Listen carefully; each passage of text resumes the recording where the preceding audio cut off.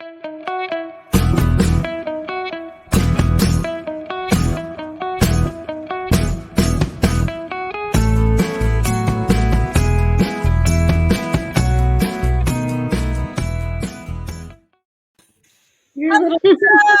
so cute. I don't even know what to do. I don't know what to do. I feel like a failure with my life right now that we don't have interactions like that. So, welcome to the Bloom Room. I am so excited that our guests this week are Liz Fenton and Lisa Steinke. Stinky. Whatever you want to call me, it's fine. I can't believe I didn't check that. Oh my God. And then I was worried I was going to get a mixed-mashed, which I'm sure has happened a million times. Oh, yeah. Anyway, Liz and Lisa have been best friends for over 30 years, which I think is amazing and so, so special. And they've put out 7 novels together, and they are currently obsessed with Peloton, as we were just discussing. Yes, we are. Which we will get into more of that later. Yes. So, welcome. We are so excited to have you here. Thanks for having us. Yay! Into Poppy News. Yes, Poppy News.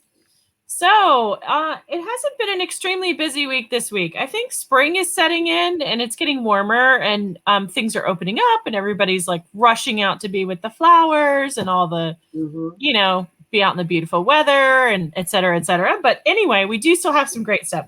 Sadika Johnson's Yellow Wife was chosen by Cosmo magazine, actually, as a great read to take you to a different time period. Gotta love that. Yes. Such a good book. It is a beautiful book. There are 100 copies of Meet Me in Monaco up for grabs on Goodreads, my friends. Better get on that. Just saying, if you want to go to the Riviera right now when you can't, that's what you got. You got to get Meet Me in Monaco. That would be the book that I butchered last week. No, that you didn't butcher it. No.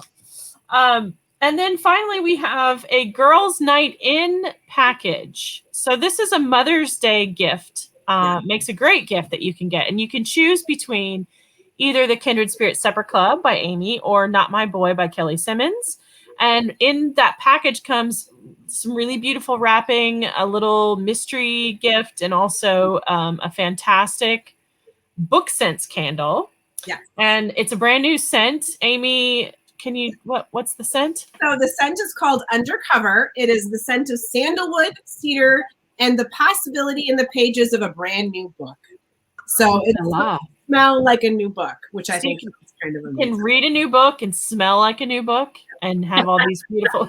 I think that's amazing. If you want to order one of these for Mother's Day, it's limited supply, but you go to bookscentscandles.com and we will post the actual link in the comments. Yeah, we'll do that later. So anyway, welcome everybody. Thank you. And that's the Poppy News. That's it. Yay! Yeah, it was a short, like I said, I think we're wanting to be outside. But we're still reading, I think. Are you guys reading something? What are you reading? Go ahead, Lisa. She said Liz, but it's fine. Yes, Best friends. You know what? We're entertained. It's fine. You say I answer to Liz, she'll answer to Lisa. It's fine. I'm reading this. It is so good. It's so creepy. It's about this photographer that becomes obsessed with the family she's taking pictures of. And I'm not quite through it, but I read it like when I'm waiting to pick my daughter up carpool. Like I just pick it up, like, because I just have to finish and see what happens. And this is next for me. Oh, right. You guys heard of this one? Yes. Good. I think the author is pretty good. I don't know. Yeah. So this is next for me. Yay! Does it sound like a new book? Yes. Oh yeah. I love the cover too. Isn't it fun? Great cover. I love making out with it right now. Making out with it. Approve of yeah, that. it's so cute. It's so cute. I love my little duck. The duck makes me happy. That's Norman. I love the duck. Very cute. And so what about you, Liz? What have you got going? Well, I just finished The Midnight Library by Matt Haig. But my next up is my girl, Tracy Garvis Graves. I have not started this yet because I've been out of town and not in a way where you can read, like in a where you're like all the time. In a not fun way. Like in soccer land, like whatever. So I brought it with me and it just sat on the dresser the whole time in the hotel room. And then I'm also wait, can you go back and tell us the title? Because I couldn't quite see it. Heard It in a Love Song, and it comes out. That's a great maybe not November. So sorry, everyone. But I loved Tracy Garvis Graves. I loved On the Island. I loved Covet. I loved her last one, The Girl You Used to Know.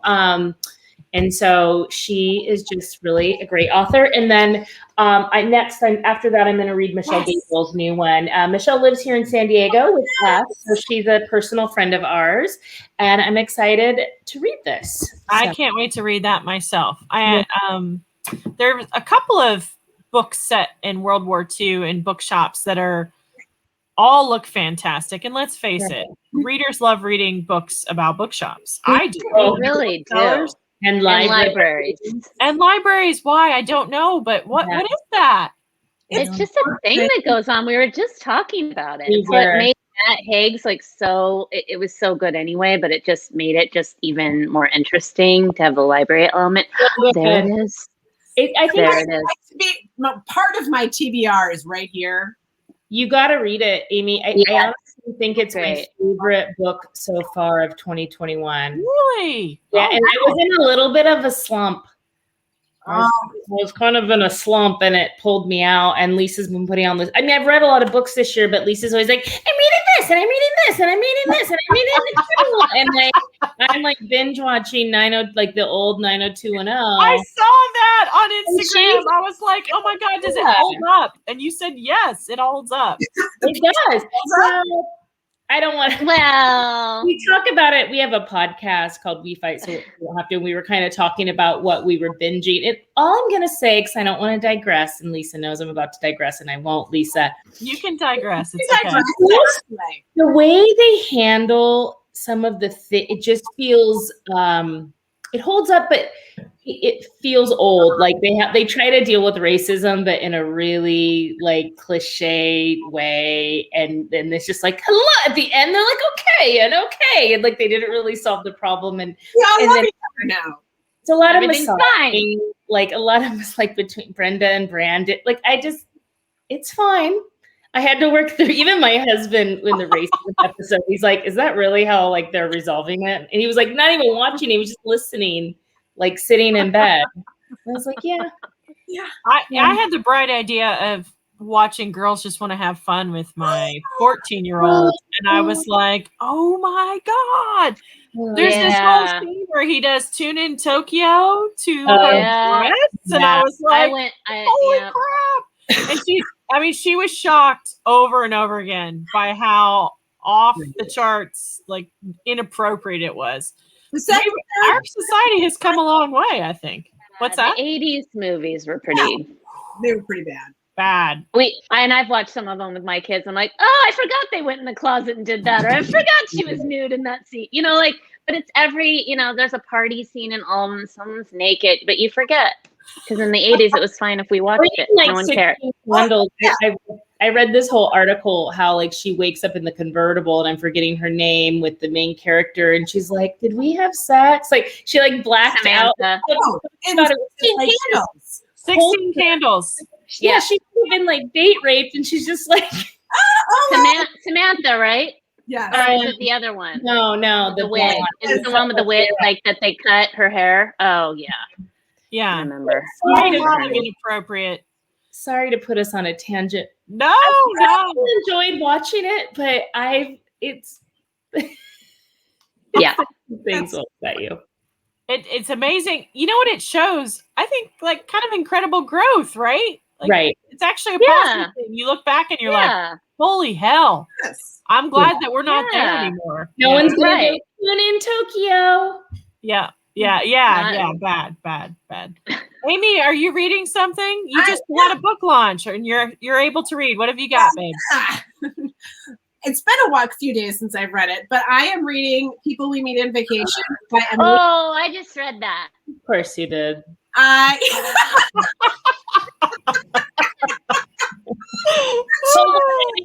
I'm in a reading phase right now.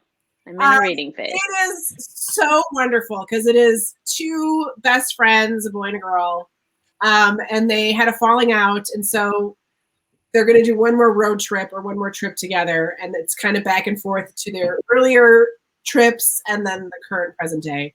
And what I love about Emily Henry's books, she really does make me laugh out loud when reading. Yeah, I laughed out loud on yes several times. So funny, and her dialogue, like I forgot how people talk during the pandemic, right? And it is just I want to participate in these conversations because they're just sparkling back and forth. Right. I love it. Yeah, she's good. Yeah, I loved Beach Read. I loved Beach Read. I just read it maybe a month ago, I think. And I loved it. It was so good. So this is my thing. I blurb Beach Read, so I take full credit for all of its success. It was clearly. That's how that works, right? It was all you, Amy. And I gotta tell you, if you take credit for Beach Read, then I take credit for the Alice Network because I am on the back of Kate Quinn's cover. And one of my former high school students, I used to be a high school teacher for 10 years, actually, pinged me and said, Miss Webb, I bought this awesome book and I was just loving it. And so then I started looking at the cover on the back and reading all this stuff. Your name is on this cover. You're famous. And I cracked up and I just thought, I take for you girl for making it on the book. We I don't want to brag, but we blurred The Light We Lost by Jill Santopolo before, but we did not make it on the book. I think we're at the bottom of the Amazon page, but still, we were.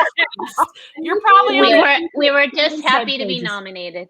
I don't think I have the book for Beach Reads either. Hard to make the book. Yeah, I think I saw you on. I think I saw you on there. But maybe you're like in the inside or something. But usually in the inside, like the last one down. Yeah, we're gonna get on someday. Stand in life. You know where you stand in life when you blurb the book and see what order that you're in. You're like it's 6-point font at the bottom, 6-point font. Like you can really like barely. You have to get your magnifying glass out. It's like, what does Lisa think? Oh, they thought it was great. And then they don't even bother to add it to the Amazon page because they're like, that's when you just that's when you know you're really at the bottom of the list. Yeah. Yep. Yeah, I agree. All right, Heather, what are you reading? All right, I am reading. I just started this last summer at the Golden Hotel. Oh, yep. Got that one. And she's actually going to join us on the Bloom Room in 3 weeks, I think.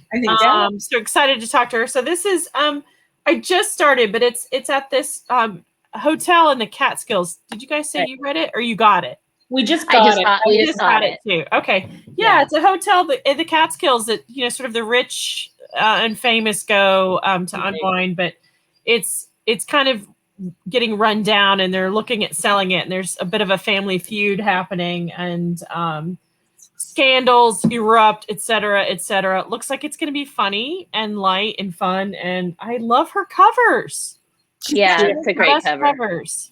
Yeah. I love The Floating Feldmans, which was her last book, which was also a fantastic cut. I still I would stare at the cover because there's a different person in each little porthole. They're love it. Oh, who's that? It was so sweet. I like it. Yeah, they really nailed her covers. They're beautiful. They're cute. They're fun. They're memorable. They're different. I feel like. Is she at Berkeley? I can't remember. It's I think it is Berkeley. Yeah, I think she's Berkeley. It is Berkeley. Yeah. Love it. So, ladies, you don't have a new release coming out right now, but we'd love to hear about your books, and you have several of them, a couple of which I think are in production, like ABC TV series production, et cetera, et cetera. We'd love to hear about either maybe your latest one, which Amy, you have give us the cover, How to Save a Life. Hello. Which I also loved, by the way. It was a great book. If you guys want to talk a little bit of give us a fun anecdote behind the scenes, tell us what it's about, or if you want to maybe give us a spoiler about the next, I'm gonna leave this up to you. Yes. All right. Well, Liz, I'll throw it over to you. Oh, well, I can sense that you. I actually tried to throw it to you with my I know you eyes, tried but- to throw it with your eyes. Okay. Like that's my voice. How to Save a Life came out last July. It's our 7th novel. Oh, thanks, Marissa. She says, I love all your books. It is about, it's a dark, heart-pounding love story with a Groundhog Day twist. So if you like the Groundhog Day movies, it's about a guy named Dom who breaks up with his girlfriend. They're actually engaged. And so fast forward 10 years later, he's in his mid-30s. He's kind of always regretted leaving her. He runs into her. He asks her out on a date, thinks it's kismet, and she dies on that date. So he wakes up the next morning. It's actually the same day. It's the same. So she's still alive. So he thinks it's a dream, whatever. He can't figure it out. He asks her out, and obviously he goes and does something else, and she dies again. So he comes into this time loop where she's dying every day. You know, even he changes the circumstances. She still dies. So it's really about like him slowing down, trying to figure out like why is he in this time loop? You know, can he work things out with Mia, who he feels is the love of his life that got away? He has a lot of regret over that. So how did I do, Lisa? It's been a while since I described it. You did great. The fact that you can remember the characters' names is just spot on. Spot on. Thank you. That is Really a good. fact about when you've written enough books, they just kind of jumble together. Yeah. Or when we're working on another one right now, and I think I put a name in. Liz is like, no, we did that like 6 books ago. I'm like, oh, someone said, an author once said you should just make a list of them all. Just sit down one day and just do it, and then you've got all the names. Have, like, certain names you like, you keep trying to like that you're like Bill. It's something really. But one of them was like, I feel like it was a side character. Like it wasn't like. Yeah. It wasn't a main character, but yes, I know. It's okay. Every book has a Bill. It's all right. Yeah. This is funny to me because Hazel and I co-write, right? I mean, we write separately, but we write together sometimes. And so the book that's coming out in July, 3 Words for Goodbye, there's a character that's in the backstory, and we had to figure out a name. Thank you. Oh, you keep it right. I was using it to wrap up my computer. Yes, gold. Oh, I'm so glad I could be a prop for you. Yes. No, but you know, I picked a really bad name, and she was like, I hate this name. Why did you pick this name? It's just an awful name. And I said, because he's a bad guy. Like, he's one of those jerks in the backstory. And so we just need a throwaway name, like a name where you see it and you're like, oh, I hate that guy just because he said his name and it's terrible. That's funny. What's the name? So can you tell us? What's the name? It. Oh my god! Oh, totally slipped my mind now. I'm on the spot. I don't remember actually. I think it was like Willie. It was like Willie Jenkins or something terrible like that. But you would never make a main character Willie Jenkins, right? No, never in a million years. We've got to change our main character name, Lisa. It was Willie Jenkins. Yeah, it was. You know what's funny is, speaking of anecdotes from How to Save a Life, it's actually kind of funny because one of the anecdotes from the book is when we turned in our first draft to our publisher, because the book was on contract, we had this really stupid storyline in there about a guy named Baranski, Detective Baranski.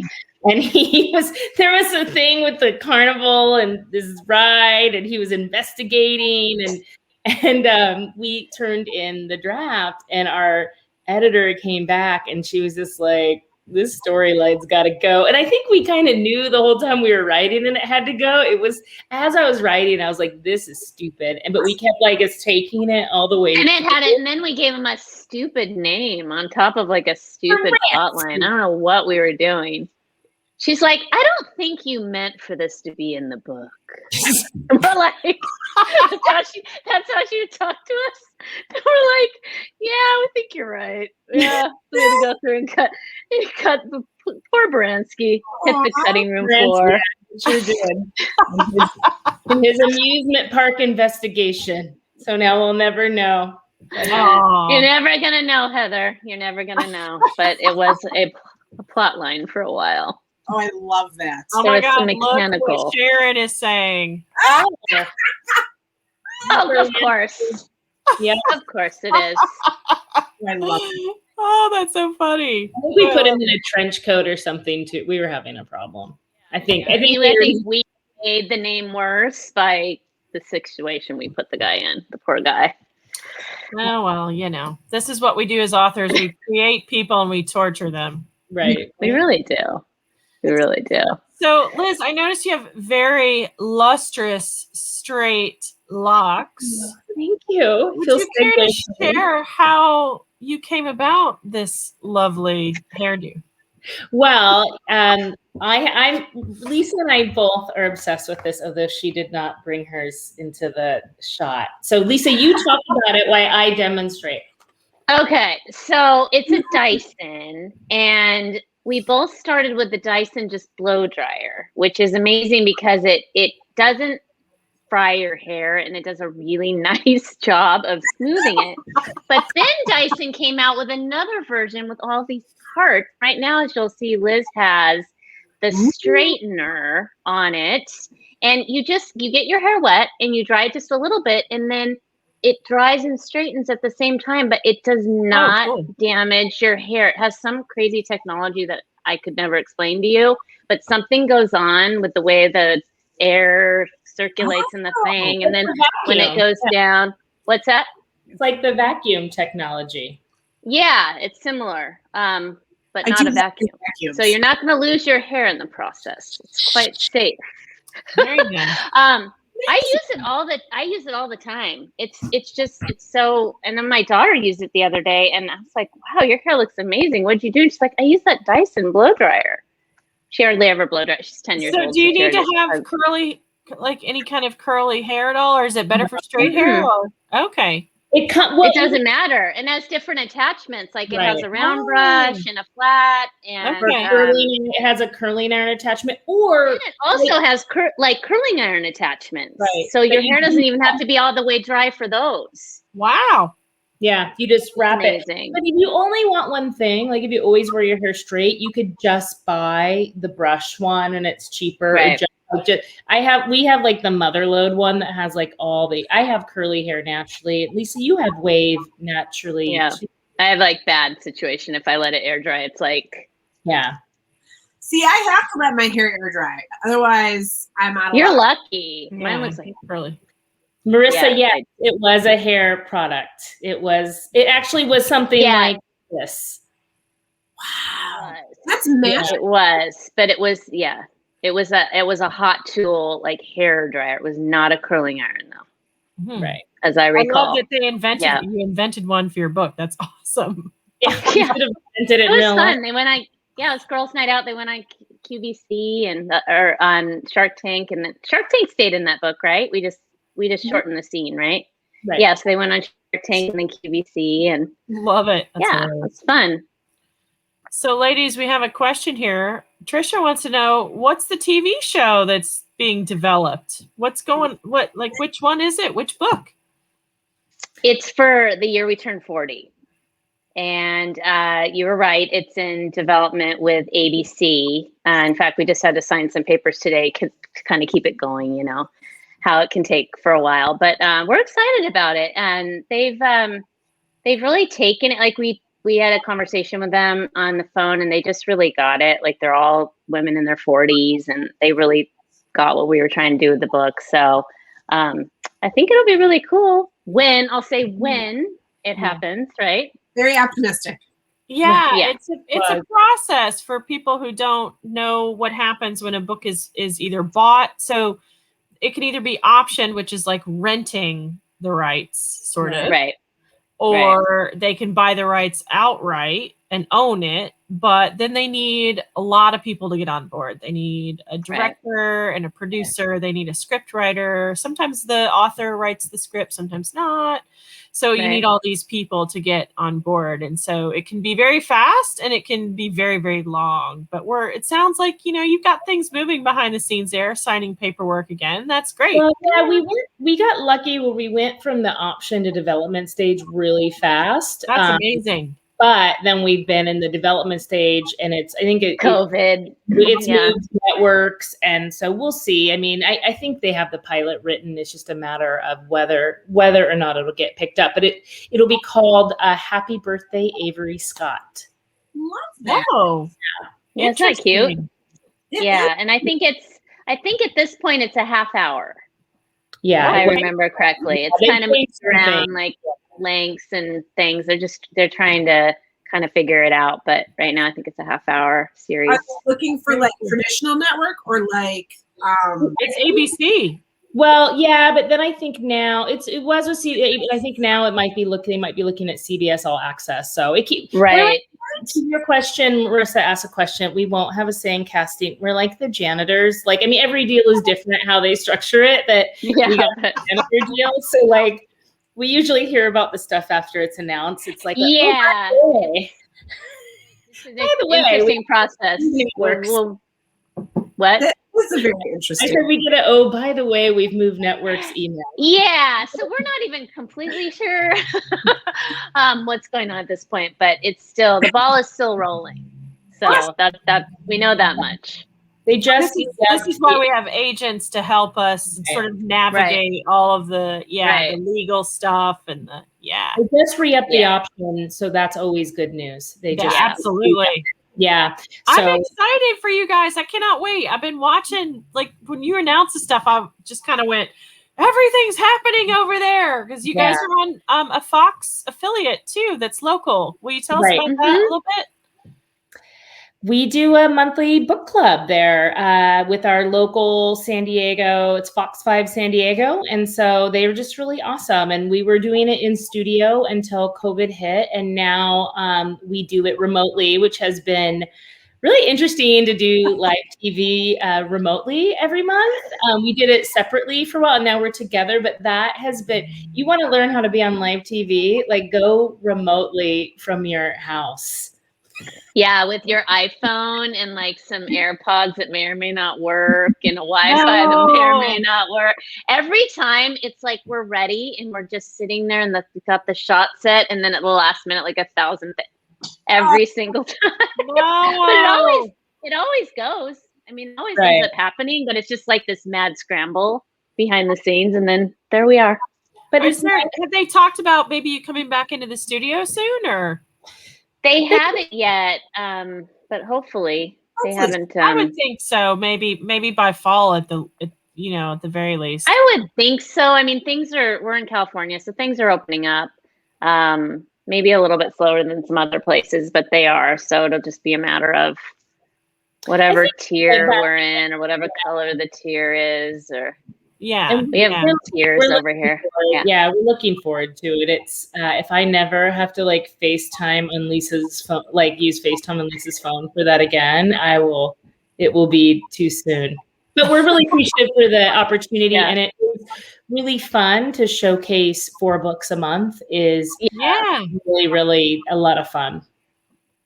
That's one of the things that I love the most about the writing community, and one of the things I love about doing the Bloom Room is being able to showcase people's books that I love. Right. Yeah. I mean, it's for whatever platform we might have. I know you got to spread the love. Otherwise, absolutely. That's always been our thing. We just love to, support the AFTA community. Yeah. AFTA community. What are you? AFTA community. I said it like that on purpose. Sound a little Boston. I did pretty close to Boston where I live, so I that accent. I did that for you. Love it. My little gift to you. Well, ladies, we are out of time, but we loved having you. Thank you for joining us on the Bloom Room. And if you have not gotten How to Save a Life, readers, it's a terrific book. I love Groundhog Day, so when I heard about the premise of this, I was all about it. But this has a little bit more of a fun, dark twist, and then the love story stuff. Love it. So check it out, and we're going to be following your adventures to CBS or wherever the network may be. Yes. And onward. When that next book comes out, you're going to have to come back. That's right. Absolutely. We love you. And- Thanks for having us. I love your little show. Thank you. Amazing. So anyway, thank you, ladies. Yes. Have a good night, everybody. Thanks, guys. Bye. Bye.